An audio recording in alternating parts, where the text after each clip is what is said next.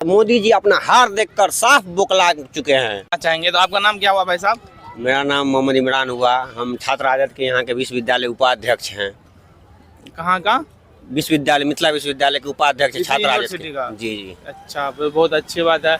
तो अभी हम जो है लोकसभा चुनाव के बारे में थोड़ा बहुत सर्वे कर रहे हैं, लोगों के बारे में जानकारी ले रहे हैं कि देखो इस बार जो है 7 चरणों में इलेक्शन होना है, 7 फेसेज में इलेक्शन होना है, जिसमें 2 फेस हो चुका है। और जिसका अगर एग्जिट पोल देखा जाए तो कुछ बीजेपी के लिए कुछ खास नहीं है। इसीलिए बीजेपी पार्टी जो है पूरे बौखलाया हुआ है और देश में जो है जातिवाद हिंदू मुस्लिम का माहौल बनाना चाह रहा है। अगर उनके भाषणों के हिसाब से देखा जाए, उनके बातों के हिसाब से देखा जाए, उनके ट्वीट के हिसाब से देखा जाए तो देश में हिंदू मुस्लिम का माहौल बनाना चाह रहा है। तो इसके बारे में आप क्या कहना चाहेंगे? देखिए, जनता इस मर्तबा जो है 2014, 2019 से ऊपर उठकर, जात पात से ऊपर उठकर, बेरोजगारी के ऊपर, महंगाई जो है उसको कम करने के लिए इस मर्तबा अपने रोजगार के लिए आदमी वोट कर रहा है, न कि जात पात के लिए। तो इस मर्तबा साफ देख सकते हैं आप, पूरा देश में देख सकते हैं, इस मर्तबा इंडिया गठबंधन अलायंस जीतने जा रहा है, हर जगह जीतने जा रहा है। मोदी जी का जातिवाद फैक्टर नहीं चल रहा है और मोदी जी अपना हार देखकर साफ बौखला चुके हैं। हाँ, आपका बात सही है। इसी बौखलाहट के कारण वो हिंदू मुस्लिम का भाषण दे रहे हैं, बहुत हेट स्पीच दे रहे हैं और डायरेक्ट मतलब वो हिंदू मुस्लिम करने का कोशिश कर रहा है, जिसके कारण जो है दिल्ली हाई कोर्ट में याचिका भी दाखिल हो चुका है। इसके बारे में पता है आपको? जी जी। देखिए, इस देश में सबसे गरिमा पद है प्रधानमंत्री का। हाँ। और एक प्रधानमंत्री बन जाने के बाद वो किसी पार्टी के नहीं रहते हैं, वो सब जात पात के लिए, सब गरीब अमीर के लिए एक जैसे होते हैं। लेकिन प्रधानमंत्री पद पर रहते हुए एक कास्ट को टारगेट करके भाषण दे रहे हैं, तो ये देश के लिए अच्छी बात नहीं है। तो इसीलिए पूरे देश की जनता समझ चुकी है, ये देश के लिए राजनीति नहीं करते हैं, ये अपने फायदे के लिए राजनीति करते हैं। इसीलिए देश की जनता जात पात से ऊपर उठकर रोजगार के लिए, महंगाई कम करने के लिए, अच्छे शिक्षा के लिए, अच्छे स्वास्थ्य के लिए वोट कर रहे हैं इस मर्तबा।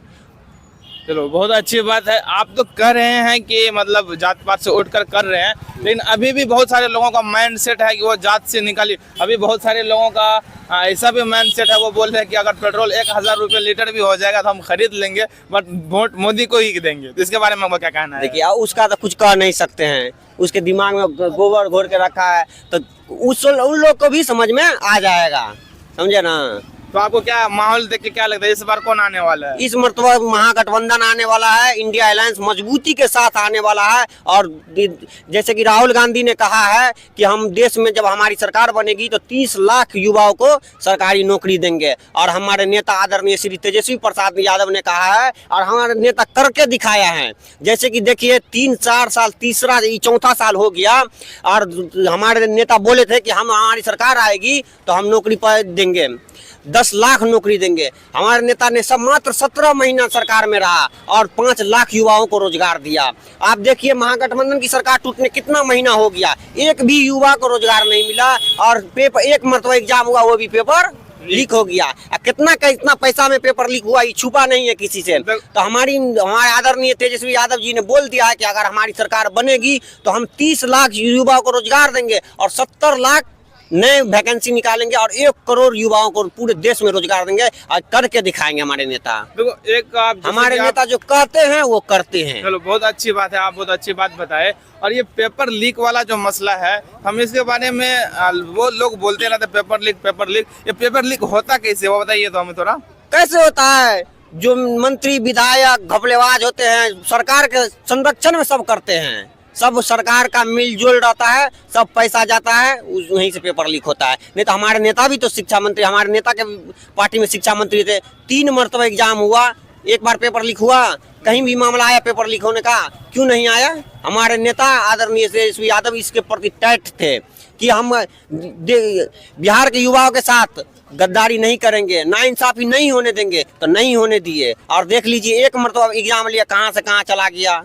तो आपके हिसाब से अगर बिहार को आगे बढ़ाना है, बिहार को कुछ प्रसिद्धि की तरफ लेकर के जाना है, तो उसके लिए हमारे नेता तेजस्वी यादव को चुने और एक बार भरोसा करें। हमारे नेता आदरणीय श्री तेजस्वी यादव जी सच्चे, ईमानदार, कर्मठ युवा नेता है और जो करते हैं वो करके दिखाते हैं। हमने देखा है उसके प्रति, युवाओं के प्रति वो बहुत चिंतित रहते हैं। हमारे बिहार के युवा को कैसे रोजगार मिले, सब क्षेत्र में वो विकास करते हैं।